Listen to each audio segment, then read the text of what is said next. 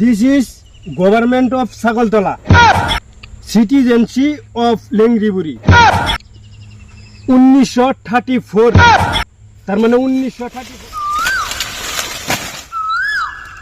চলো ভাই এ কাম কর, দেখো কি এদিকাও কিসে দেখছো এটা কি রে?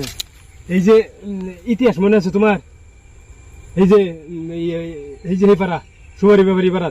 হ্যাঁ হ্যাঁ, এই যে তোর কি কইছিস মনে আছে তোমার? হে বেড়া কি কইছিস? হে বেড়ার শরীরে আমার লগে বিয়া দিত না, আমরা তাই না, আমরা গরিব মানুষ, আমরা শেষরা মানুষ। হে শেষরা মানুষের জমি কিবা খাত হ্যাঁ জমি খাবে না?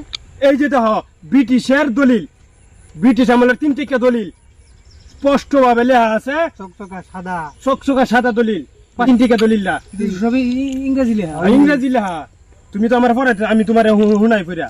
এই দেখো লেখা আছে, this is government of Chhagaltala, citizenship of Lengriburi, 1934। তার মানে 1934 সন, বুঝছ তো? সন অফ মোব্বেস আলী আক্কাস আলী বুঝছি তো? আমার দাদার নাম, আমার ভাইয়ের নাম, এই সম্পত্তি দেখার দুজি আমার ভাইয়ের সম্পত্তি, আমরা ভাইয়াম এই সম্পত্তি সুবারি বেহারি কিবা খা কও আমার, এটা তুমি জবাব দেও। হ্যাঁ কি কইছে আমরা?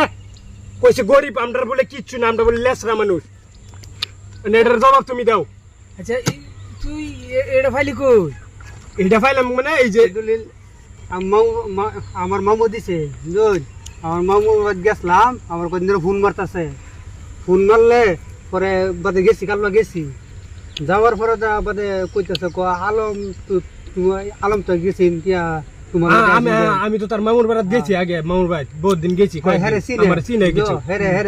চিনে বাদে তার আর মাড়ি বেলেগ সুবারি বেহেরি খাইতেছে, বুঝুন সুবারি বেহেরি খাইতেছে মাড়ি যে দলিল এটা দেখো না, মাড়ি বহুতটা মাড়ি, এই 5 বিঘা 3 কাঠা মাড়ি। 5 বিঘা 3 কাঠা বিঘা কত মানে?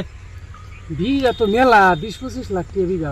কোটিতে আর উপরে উপরে খাইতেছে। হ্যাঁ আজ্জাতে খাইতেছে, হ্যাঁ কোটিতে আর উপরে খাইতেছে। এটা কিবা, এটা তুমি এ করো, এটা কিবা কি করুন দেবরি ওনে এটা রে, ওনে তার মামু কইতেছে, তার মামু তান্না দিলে এটা, এটা তার মানে ইংলিশ দিলে। হ্যাঁ এটা যে এটা মামু তান্না দিলে, এটা ইংলিশ দিলে না, ইংলিশ দিলে এত সব ধরতো না, গ্রাম ইয়ে তো ইংলিশ বুঝতো না মুরবি সুরবিরা, তাহলে এটা বাংলার ট্রান্সফার করুন লাগবো।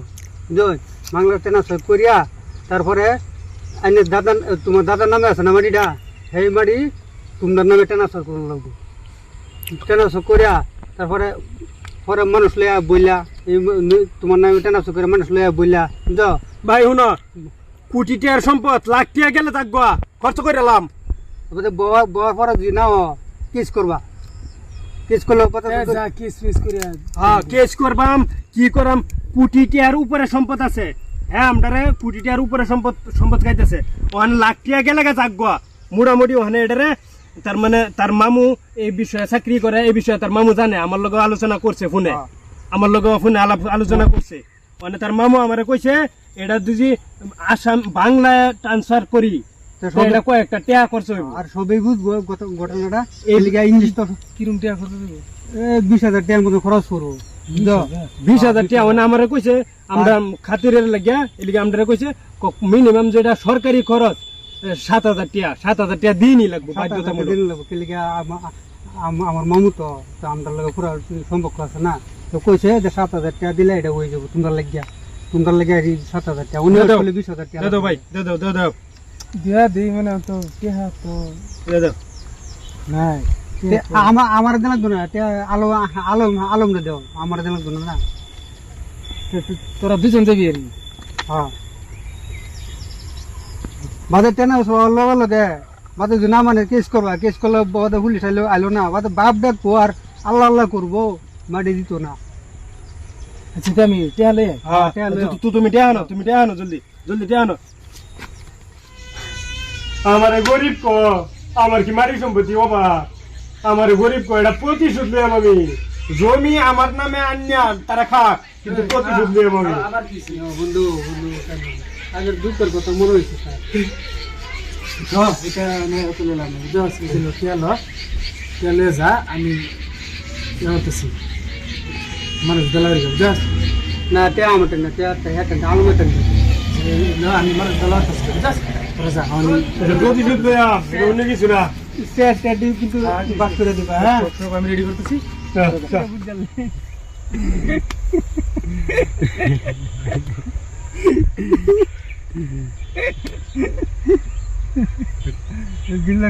দিল্লা বাইলে একটা ইয়ার সার্টিফিকেট